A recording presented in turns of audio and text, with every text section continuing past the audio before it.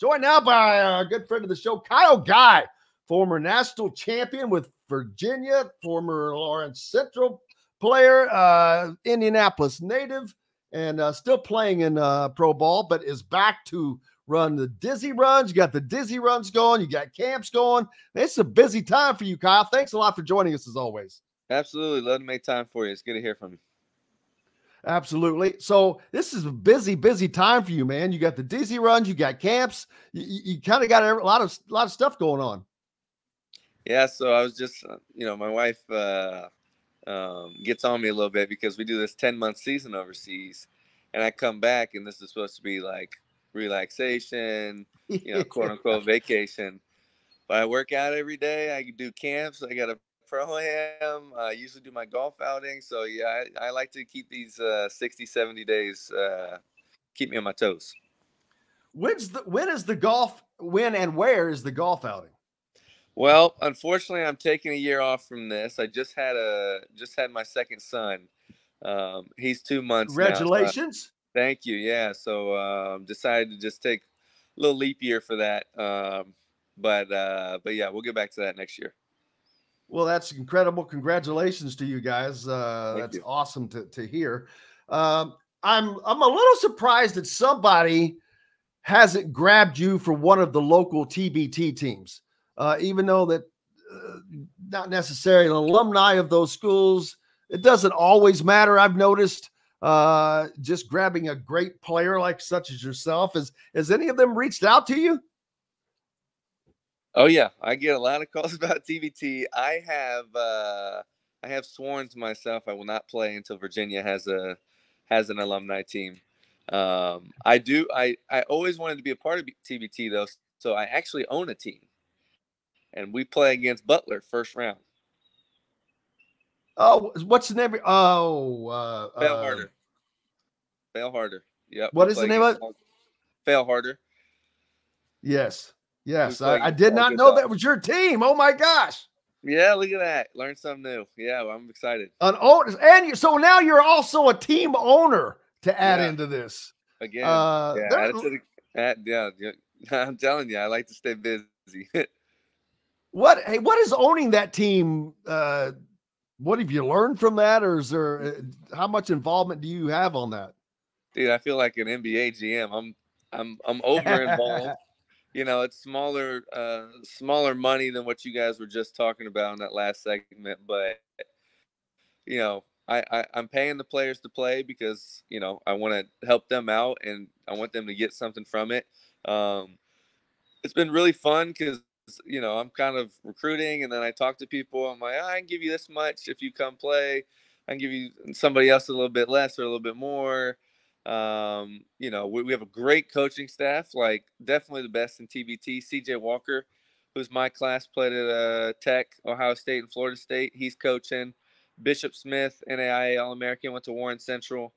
Jesse McClung coaches NAIA. We got like a stud lineup of coaches, and then player-wise, we got a lot of Indianapolis natives, which I'm all about putting on for the city. So. Absolutely. Any some names that people might know? We got a lot of under the radar guys. Kobe Webster won a state championship for Park Tudor, went to Nebraska. Jordan Walker, Jaimin Henson, they both went to Morehead State. Josh Price from Shortridge. We got a couple guys from out of state. Robert Woodard played with me in Sacramento. He went to Mississippi State, so he's one of my good buddies. So yeah, we got a good little team. We're excited to beat Butler at Butler. Yeah. Now, how cool is it though? I think it's awesome that the TBT is in Indiana and at Hinkle Fieldhouse. Of course, no better place to be. But it's not only should it be there. I think the championship should probably be in Indianapolis. I've been talking with the guys at TBT about doing it in Indy for the past 3 years as I've tried to get involved.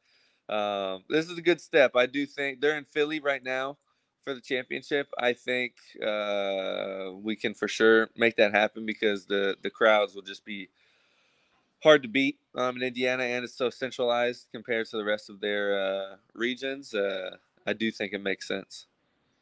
Well, when you're going to have teams from Butler, from IU, from Purdue, I think that the crowds are going to be pretty damn big. Yeah, I 100% agree. I wouldn't be surprised if Hinkle sells out. It's a great place to go, and you're going to get to see a lot of guys that you're familiar with play. And Kyle Guy's team. I did not know that. So you learn something new every day. I love that. And talk about a busy guy. First of all, I want to mention, John, if you can put up the flyer for the camp. You've got a camp going on as well. This is week 2, right?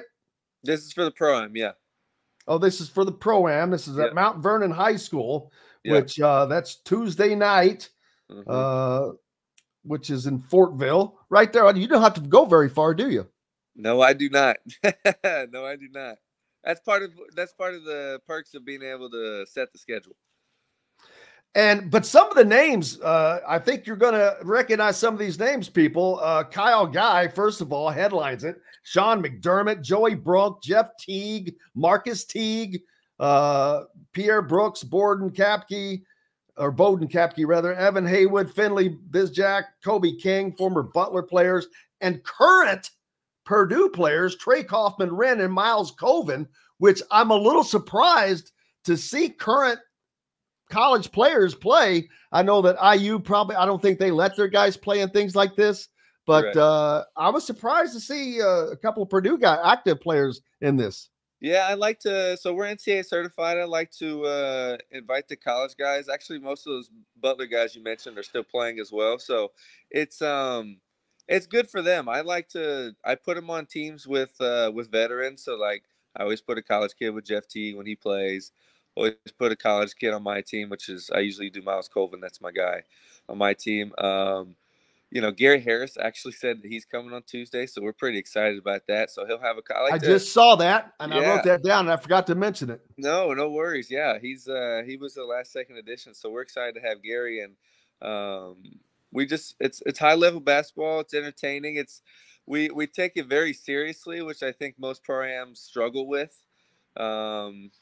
But we're in Indiana. We're trying to compete, get better. And these college guys, I allow a select few high school kids. We'll see Braylon Mullins this summer, not on Tuesday because it's moratorium week, but we'll see Brady Kohler. We'll see Harrelson. They'll all play this summer. And I think it's good for everyone to get acclimated with each other. We're all from Indy. We're all, we've all chased the same things or are chasing the same things. And, we have perspective and we can give back. On the court, obviously off the court as well, but on the court, and then we're here to do that. Well, looking forward to that. So, first of all, when did you start the Dizzy Runs? How old is this now? This is my 3rd year doing it. That's what I thought. And this is my 1st year doing it at a different high school every week. I used to do it up at Mojo Up Sports Complex in Noblesville, which was amazing. We were sad to leave, but we were excited because last week was at Lawrence Central. This week is at Mount Vernon. Next week, we're going to go to the west side. I'm not going to announce the school. And then we'll go from there. We'll go central Indiana, north again, south, and then finish again on the east side. So we're hitting the whole 465 belt, trying to reach different communities and broaden our audience and just give our players also that nostalgic high school basketball feel. I've got a great idea. I think you should come on every Monday from now through this, and you can announce your new location each week. So, all right, here's where we're going to be this week, and boom, we'll bust that out there. But sign me up, Jim. I appreciate it. I'm down. You're in, brother. We're in. It's exciting, but it's also great for the state, for Indiana, the state of Indiana basketball. It's great for fans because being able to see these guys. It's hard to do. I mean, everybody is everywhere. Yourself, you spend 10 months out of the year out of the country. It's very, very difficult. And for you to put the work in on all this, that's amazing. I'm sure you get a lot of help and have a lot of support staff, but I know it's a lot of work on you. Yeah, no, it is a lot of work, but I really enjoy it. I mean, I'm firing off. I got to text at least 100 people a week to get this because I got 6 teams. So that's 60 players more or less. And I know basketball players, we can be a little flaky, a little last second. So, I'm on Non-committal. these guys like, hey, you're coming, right? You're coming. Da, da, da. So, and then obviously my support staff helps me out a lot. And I have a great team that helps me get it done. But yeah, I mean, seriously, just one of my favorite things that I do. This is why I am taking a year off from the golf outing, not the pro-am, because I love it too much. That's what it's all about. But I look forward to the golf outing coming back, and that'll be fun. We can just make this all into one big thing. We'll do the show from there. As a matter of fact, what was the impetus? What was the impetus for the Dizzy Runs, and where did the name come from? Yeah, okay, this is a good story. So, about 3.5 years ago, I was hosting these private open gyms for all the best players. You name it, all the guys that are playing in the pro, basically. Aaron Henry, Gary Harris was there, Teagues, everyone was playing. I was hosting these open gyms because I wanted to. My assistant coach was Rico Hines in Sacramento for the Sacramento Kings. He's an NBA player development coach. He has the biggest runs in the world. They're called Rico Hines runs in LA. And that's why everybody goes to LA to work out, to train in the summers. And I'm like, man, number one, we get all these great gyms, all these great players. Like, we need a place for players to get better. So I started these runs. Didn't call them anything. We're having open gyms twice a week. Well, who I was working with was Derek Grant. He's my trainer, always been there. He's a mindset coach now, but he was a Harlem Globetrotter. Wow. And his name was Dizzy Grant. He was a Harlem Globetrotter for, I want to say 8 years, maybe a little longer. And I always call him Dizzy, like messing around. But he was there, and he would give like a little speech before the open gym on what we're gonna, try to accomplish from the day. So yeah, I was like, I love the name Dizzy. Let's go Dizzy Runs Pro-Am, and that's how we came up with the name. And yeah, so we're going on year 3 of the Pro-Am. I love it. It's great. I think it's very cool and very, very unique. But it's a great event for people to come out and, like I said, and see these guys. So looking forward. Make sure they get out and support them. Head out there to Mount Vernon School again on Tuesday. Is it once? How often? How frequently are these happening? Yeah, so I do the private gyms once a week, but the private open gym once a week. But the Pro-Am is once a week as well. Just on Tuesday nights. We got a couple other good Pro-Ams in the city and in the state, and they occupy other days. So I don't want to. It's great for what it is. It's one day a week that we do. We bring in these food trucks, some small business vendors. We have a DJ. It's great. I don't want to overdo it with trying to get 60 guys twice a week. It gives us something to look forward to every Tuesday. And the fans, they love it. We were averaging like over 2,000 people a week when we were doing it at Mojo Up, and we had a good little turnout at Lawrence Central last week. And I think this week is going to be packed because of the list that we've already spoken about. Absolutely. It's incredible. And just keep firing them out. It's just a great, and moving it around. I think that is incredible because you're giving a lot of different people opportunities to view this without having to drive farther, and you're introducing it to more communities. Yeah, absolutely. And the last thing I'll say about it that we do that I really enjoy is, so every high school, they have their own community. They have their own issues or situations that they're trying to maybe raise money for at the school.